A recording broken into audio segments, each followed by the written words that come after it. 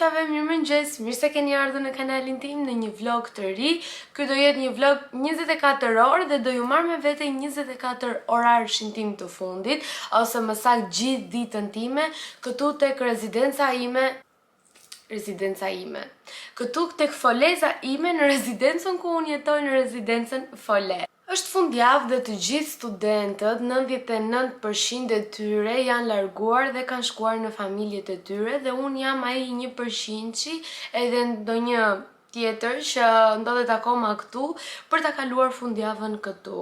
Pse nuk i ka unë në familjen time? Nuk i ka sepse kam shumë mësime, kam shumë punë, kam shumë detyra, projekte për të përfunduar, për të dorëzuar. Siç e dini, tani ka filluar edhe sezoni dhe uroj që edhe juve t'ju shkoj sa më mbar. Duke ju shkuar sa më mbar, duhet që të mësoni që t'ju shkoj sa më mbar, kështu që forca, sepse për veten tonë, çdo gjë që bëjmë në jetën tonë, e bëjmë për veten tonë, jo për askën tjetër. Unë sot e kisha lënë telefonin pas zile, thash do të çohem kur të më zgjohet vet, kur të më dal gjumi i vet, por më mori posta edhe ka një orë që më ka marrë dhe më tha që është një pako për ty, edhe i thash, "Okej, unë jam këtu, kur të vini, më thoni, okej, tha kur të vi, do ju marr në telefon." Ka kaluar një orë dhe nuk ka ardhur akoma. Edhe thash, okej, të paktën më hyri në punë, sepse unë po të rria akoma shtrisht, do isha akoma në gjumë dhe në krevatin tim, sepse gjithë java, nuk e di më besoni apo jo, po nuk e kam plotësuar kur këtë javë atë 8 orarshin që njeriu ka nevojë, të paktën mosha jon që duhet ta plotësoj atë 8 orarshin, apo po na kalon çik mosha dhe jemi mirë te 6 orarshi. Jo. Akoma kemi kohë të na plotësoj 8 orarshin që të jemi plot energjie dhe pozitivitet, të jemi gati për të nisur ditën. Unë e plotësova 8 orarshin tim sot, biles edhe te i kalova pak, por nuk po çohesha dot, aq e lodhur isha. Lava fytyrën time, dhëmbët, edhe tani vendosa dhe një maskë që e hoqa, edhe ishte shumë e mirë. Ishte për të qetësuar fytyrën, edhe vërtet më la një freski shumë të mirë. Edhe tani do ha edhe mëngjesin tim, që mëngjesi im përbëhet thjesht nga një tost të paktën sot, edhe lëng portokalli i freskët bio, që kush më ndjek prej kohësh e di shumë mirë që është lëngu im i preferuar, sidomos në këtë periudhë që dhe portokallet janë kështu të freskëta nga pemë tona. Dua që të ha dhe pastaj të zbres për të pirë një kafe, një macchiato poshtë. Kam një gjë që më atharon shumë tek vetja ime, që them gjithmonë nuk do pi më pije me gaz, sepse di jam e vetëdijshme që janë shumë të pashëndetshme dhe gjithmonë përfundoj të paktën një herë në 2-3 ditë që e pi një pije me gaz, 1/52, mundohem sado që ka ditë që kam qef ta pi çdo ditë, por jo, duhet të sensibilizohemi që mos t'i pim, sepse po dëgjojmë raste ekstreme të tmerrshme që janë të prekshme në jetën tonë, po ne thjesht nuk duam ta pranojmë, edhe hë dhe një, edhe nuk e kemi më veten në kontroll. Kështu që po mendoj, ndoshta filloj kafen, unë ekspresin nuk e pi dot, macchiaton e hesh 2, por kështu, po mendoj, nuk e di sa doja arri dot, por mirë është që ti heqim këto pijet me gaz. Zili ju kam juve që nuk i pini, jo se edhe unë kam ndonjë varësi të tmerrshme që të thuash ti jo bobo, po që thjesht, ja, ndonjëherë kam qef, më shijon, kaq ndodh. Do përgatis tostin tim. Në fund kam arritur të gjej një panine që më pëlqen, sepse këtu tek marketi në Fole sillin lloj panine, bukësh, edhe nuk më shijon asnjë siç më shijon kur jam në Vlorë te mami. Edhe më në fund gjeta një lloj panineje dhe i kam marr me të njëjtin paketim, doja ruaj dhe paketimin që kur të shkoj ta blej prap, të blej këtë. Është shumë e vështirë kur ndron ambiente dhe mësohesh, domethënë gjithë jetën apo një periudhë të gjatë kohe ti je mësuar duke ngrënë të njëjtat gjëra, domethënë disa gjëra që i ke aty çdo kohë, edhe kur ndron ambient që duhet të ndryshosh edhe ato, sepse nuk je më në të njëjta kushte dhe situata. Edhe më ndikon çik kjo pjesa. Më shumë e kam djerë tek pjesa e bukës, edhe tek pjesa e mishit. Ju kam thënë që unë mishin më nis mami edhe babi. Kështu që këto gjëra, edhe te djathi e kam djerë pak, se nga që çfarë të bëj unë në shkreta tani, me ato jam mësuar edhe ato më pëlqejnë. Sidomos kur isha në Gjermani ishte më katastrofë akoma. Po, këtu të paktën e sistemoj e rregulloj. Jashtë pas ka filluar edhe shiu, edhe unë s'jam fare motivuar kur është koha kështu.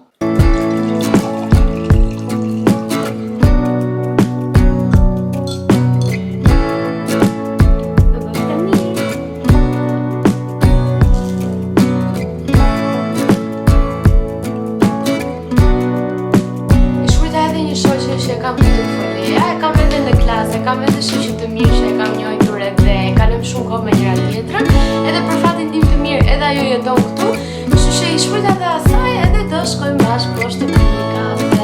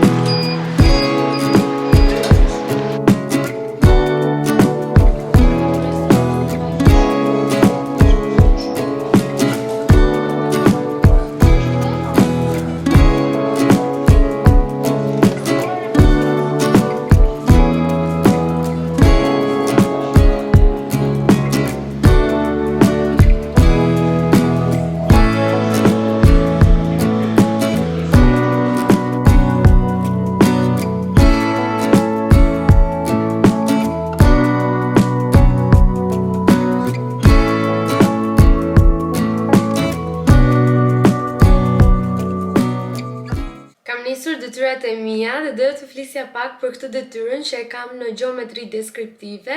Gjeometria deskriptive mund të jetë lënda që është pak më e vështirë nga të gjitha lëndët që unë bëj këtë semestër, por është e preferuara ime, sado që mund të jetë pak e vështirë. Ta bëj pak pa zë, edhe është më e bukura sepse është më shumë në temë, ka të bëj më tepër me interiorin, edhe kryesisht ky projekti që unë po bëj tani që në fakt duhet ta dorëzoj diku nga mezi i sezonit, do ndërtojmë një tiny house. Tiny house është një shtëpizë e vockël, i keni parasysh ato shtëpizat e drurit? Po. Është fiks si ato shtëpizat që unë do e ndërtoj për një klientin tim. Dhe gjëja e parë që duhet të bëja një skedë klienti, edhe unë kam zgjedhur një klient imagjinar sigurisht, sikur ky klienti vinte tek mua edhe më thotë që për shembull unë kam vendosur klientin, ja kam vendosur emrin Elise, është një vajzë 25 vjeçe, e cila është me hobi dhe pasion fotografinë, vizatimin dhe leximin e librave dhe ka si profesion është content creator dhe Elise dëshiron një tiny house që t'i shërbesi hapësirë kreative dhe vend pushimi larg zhurmës së qytetit. Kjo ishte baza kryesore që unë kam bërë për skedën e klientit. Tiny house duhet të jetë 15 metra katror, tani çdo gjë tjetër unë do ta bëj për klientin tim. Duke nisur nga një mood board, që mood boardi do jetë kryesisht me fjalë kyçe lidhur me këtë shtëpizën e vogël, një palet ngjyrash që do përdor për të, pamjet ortogonale, planimetria, mobilimi, çdo gjë tjetër që ka të bëj aty brenda, duke u nisur thjesht nga kërkesat e klientit tim. Dhe më pëlqen kaq shumë sepse është shumë interior edhe është pak sfiduese sepse është hera e parë që bëj një projekt të tillë duke e marrë nga fillimi dhe ta çoj deri në fund. Edhe më pëlqen kaq shumë, domethënë në jetën reale që në një të ardhme do jetë profesioni im që një klient do vi tek unë dhe do thotë unë dua të bëj këtë gjë. Dhe unë duke u nisur nga skicat, nga planimetria, pamjet ortogonale, aksionometria dhe shumë gjëra të tjera, do e bëj dosin gati dhe do i them klientit, atëherë ky është projekti për atë që ti më kërkove mua dhe që fillojmë bijem dakord dhe derisa klientit i pëlqen si gjë dhe më pas arrin ta sjellim këtë gjë në jetë. Është shumë e bukur dhe për të gjitha vajzat dhe gocat dhe çunat që duan të studiojnë një deg të tillë është fantastike sepse të jep shumë mundësi për kreativitet edhe unë bëj atë që unë ndihem mirë. Domethënë unë tiny house e kam quajtur klientin pak a shumë në botën time. Që do të thotë ai është pak a shumë ajo sepse është gocë. Ajo është shumë si unë, dhe unë këtë tiny house po e bëj njësoj si kur të isha unë për veten time dhe të ndërtoja unë një tiny house për dëshirën time, për shefin tim si content creator, edhe do përdor ngjyrat që unë dua. Minimalisht duhet të kishte 3 objekte dhe nga këto 3 objektet unë kam zgjedhur të ketë një krevat, të ketë një raft në të cilin mund të vendos gjëra artistike, gjëra cute që të mund të xhiroj dhe të ketë content të bukur për të bërë, gjithashtu një tavolinë studimi apo pune dhe një karige. Pastaj do jetë dhe pjesa e derës dhe dritarin që dua ta bëj të gjithën të madhe, pak më të madhe se sa e kam edhe unë këtu tek foleja ime. Është shumë e bukur, kërkon shumë punë dhe unë kam nisur thjesht me hapin e dytë. Hapi i parë është skeda, hapi i dytë është moodboardi. Dhe tani kam nisur që të zgjedh për paletat e mia, që do përdor ngjyrën gri, ngjyrën jeshile ulliri, kafen e drurit dhe të bardhën. Këto janë ngjyrat që unë kam përzgjedhur. Për juve që ndoshta keni pak kuriozitet, unë po ju tregoj pak, t'ju fus pak kështu më në temë.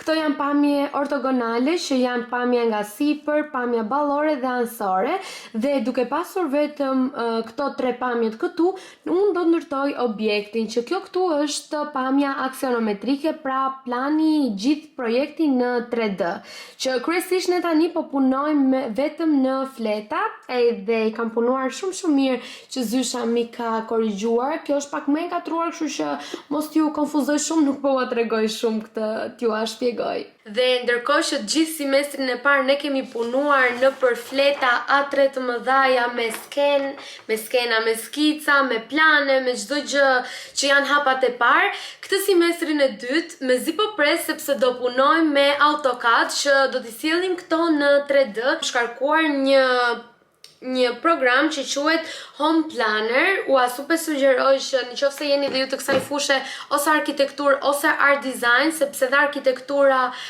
e bën gjeometrinë deskriptive, është super program sepse ti aty është fala, sepse ti aty mund të bësh interiorin e një tualeti, e një banje, një kuzhine, i jep për masat që do, çon dekore, çdo gjë tjetër të mundshme që ti do, edhe me pak kreativitet ti mund ta mobilosh vetë shtëpinë tënde. Ti mund ta mobilosh vetë shtëpinë tënde duke provuar shembuj aty që i zgjedh vetë si do, çfarë ngjyre i do, çfarë përmasash i do, dhomën, tualetin, formën e shtëpisë, çdo gjë.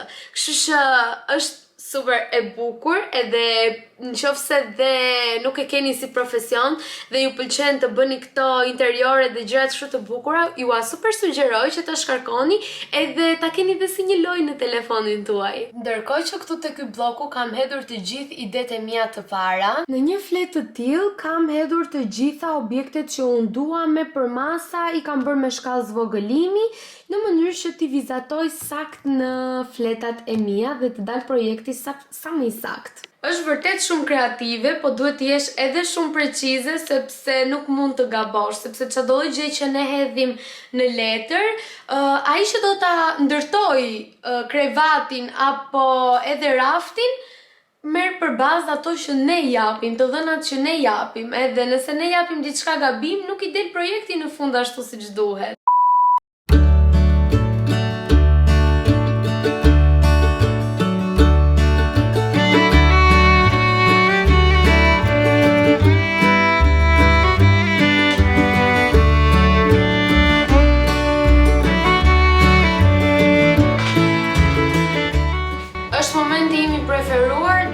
Edhe muzikë e mirë. U lodha pak, por në këtë periudhë kështu do jemi çdo ditë.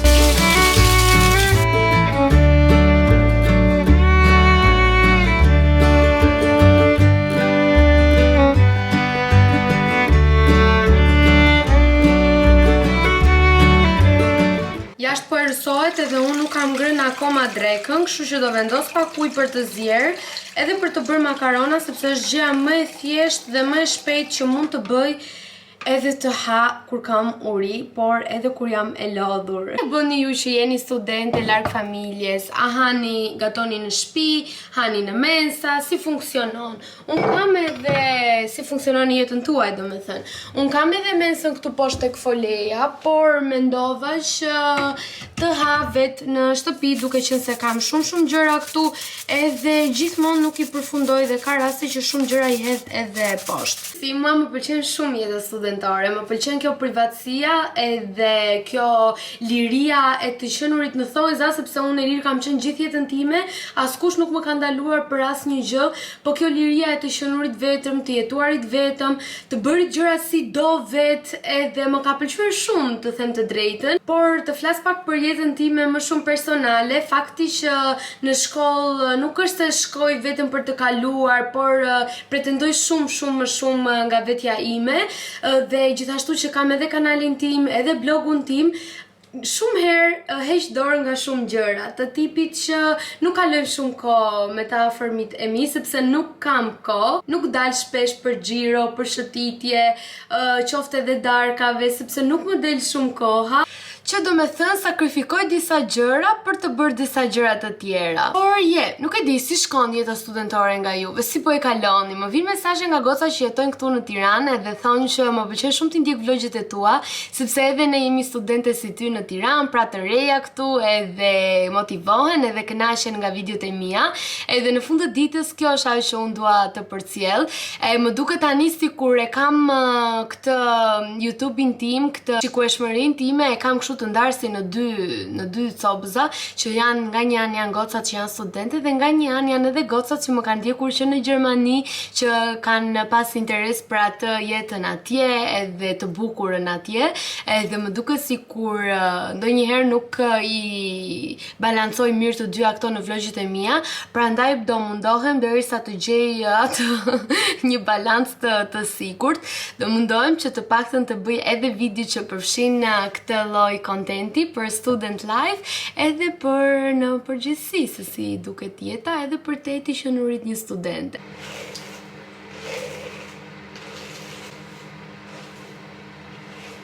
Ky parfumi që është për flokët, po që mua më pëlqen ta përdor në gjithë trupin, ka një aromë fantastike pranvere, se unë jam futur direkt në mood pranvere, me jasmin, zambak, violet, trëndafil, të kënaq shpirtin, edhe flokët u krehen, morën dhe aromën e mirë edhe të bukur. Do t'i bëj me ton peshku, se më pëlqen shumë edhe bën shumë shpejt.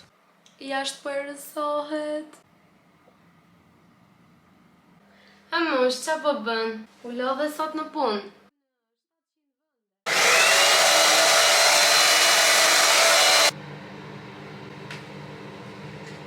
Momenti im i preferuar i darkës është agenda ime që unë ulem edhe organizoj gjithë javën time. Gjërat kryesore që kam për të bërë, takimet e mia, provime dhe çdo lloj gjëje tjetër që më ndihmon të jem më e organizuar.